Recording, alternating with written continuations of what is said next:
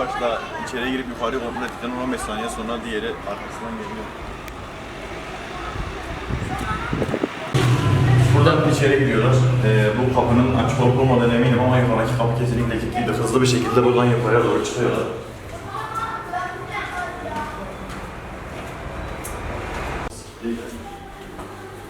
Bu kapı kapalıydı. Kapalı olduğuna eminiz. Bu kapı 2 defa kilitlenmişti. Hiçbir şekilde zorlanmadan anahtarla dediğimiz gibi büyük ihtimalle kapıyı açıp içeriye giriyorlar. Odaya giriyorlar. Hiçbir şekilde hiç başka odaya girmiyorlar. Odaya girdikten sonra bir şüpheli şuradaki dolabı, eşyaları dağıtırken diğeri de yan taraftan kilerimiz var. Kilerden sandalyeyi alıp şuraya tam buraya koyuyor. Şu dolabı dağıttıktan sonra şu dolabın arkasından paramızı alıp çıkıp kayboluyorlar. Biz Perşembe günü Cuma'ya bağlayan gece çıktık. Tatile çıktık. Perşembe geceyi orada geçirdik. Cuma günü akşam saat 8.30-9 civarı 8.50'de evin içine giriyorlar. 4 dakikada girip çıkıyorlar. Büyük ihtimal anahtarla girdiklerini düşünüyoruz. Yakın bir çevremizden olduğunu düşünüyoruz. 4 dakikada giriyorlar evin içine. Dolapları karıştırıyorlar, buradaki dolapları. Bir kişi buradaki dolapları karıştırırken diğeri diğer odadan sandalye getiriyor. Sandalyeyi şu şekilde şuraya koyuyor. Şuradaki dolapları karıştırıyor. Şu dolabın arkasından da parayı bulup altını bulup çıkıyor. Altını bulup çıktıktan sonra komşularım haber ediyor bana. Evinize hırsız girdi diye. Ben de yakınlarımı, tanıdıklarımı, güvendiklerimi arıyorum. Onlar eve gelip giriyor. Polisi arıyorlar tabii girmeden önce. Polislerimiz geliyor.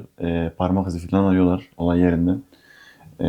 Gerekeni yapıyorlar. Şu an hala uğraşıyorlar. Biz mağduruz. Paramızın peşindeyiz. Babam 10 yaşından beri dişini tırnağına takarak çalıştı. 42-43 yaşında da vefat etti. Bu kadar birikintisini, emeğini, çırpıntısını biriktirdi, bize bıraktı, gitti. Biz de paramızı koyduk, biriktirdik. Mağduruz, arıyoruz yakın bir komşunun, arkadaşının, akrabanın yaptığını düşünüyoruz. Çünkü 4 dakikada evin içine giriyorlar. Polislerimizin söylediğine göre evin anahtarıyla girilmiş. Hiçbir şekilde kapıyı zorlama, yittirme, vurma, yumruklama, hiçbir şekilde bir zorlama yok. 4 dakika içinde parayı alıp buradan çıkıyorlar.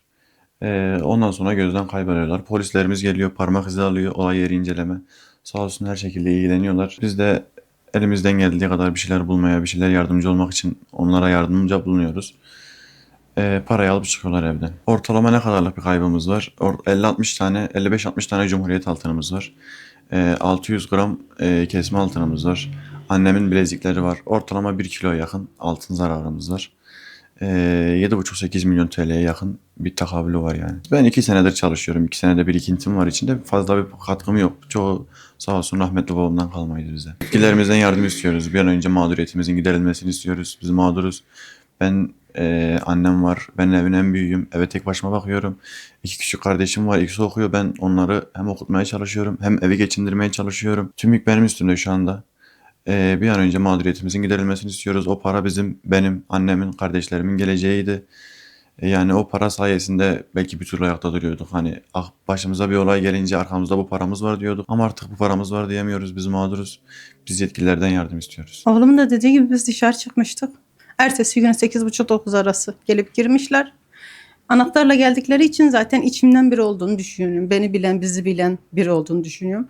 Ben parayı evde tutmam da hani belli olacağını bilsem zaten tutmazdım. En güvendiğim yer ev diye düşünmüştüm. 20 senelik birikintimizdi.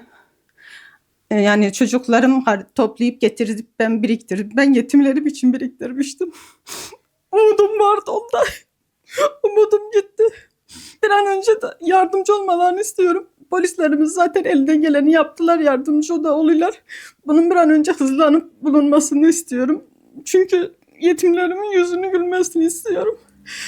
Bir motorcunun gelip bizi böyle perişan etmesini kaldıramıyorum. Yani polislerimizin de zaten o bir motorcuyu bulacaklarından eminim zaten. Onun da o işte motorcu elini sallaya sallaya gelip de alması bilmem çok zoruma gidiyor. En kısa zamanda çıkar inşallah. Yani devletime güveneyim. İnşallah en kısa zamanda çıkar. Allah'ım bir an önce bulunsun inşallah. Yetimlerimin yüzünü güldürsün. Şu dolabı dağıttıktan sonra şu dolabın arkasından paramızı alıp çıkıp kayboluyorlar.